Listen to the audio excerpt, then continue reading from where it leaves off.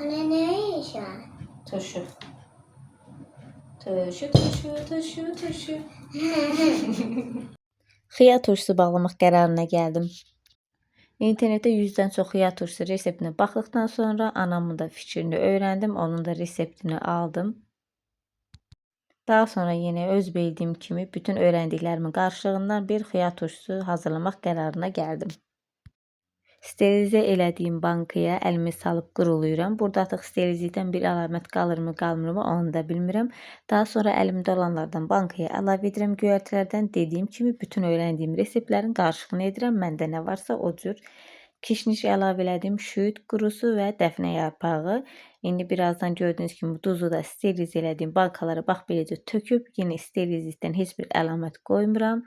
Burada steriliz bir turşu bağlama kimi bir şey yoxdur. Yəni ki, bu bankaların ümumiyyətlə salamat qalacaq, qalmayacaq, heç özüm də bilmirəm. Bir xörək qaşığı duz, bir xörək qaşığı pesok, bir xörək qaşığı da sirkə əlavə edəcəm. Ondan sonra isə işin ən əyləncəli hissəsi xiyarları düzməyə başlayacağam. Xiyarları düzərkən elə düşünürdüm ki, hamısını bütün şəkildə yerləşdirəcəm, ancaq mümkün olmadı. Mütləq qırıb da yerləşdirmək lazımdır. Biraz mücadilə apardım, zorla xiyarların başına vurdum ki, bankanın içində o cür qalsınlar, amma mümkün olmadı. Bir neçə xiyar da bu cür qırdım, bankanın içində partladı, qırıldı.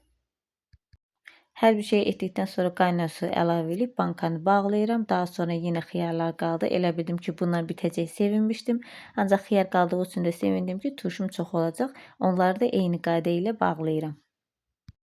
İndi birazdan oğlum hayma küymə səsimə gələcək. Görürüm anam burada mətbəxdə nə iş görür? Bankamı bağlayır yoxsa mətbəximi dağıdır? Burada gördüyünüz kimi xiyarlara işgəncə verirəm. Yatır, sən də git yat. Anne ne iş var? Turşu. Turşu. Turşu.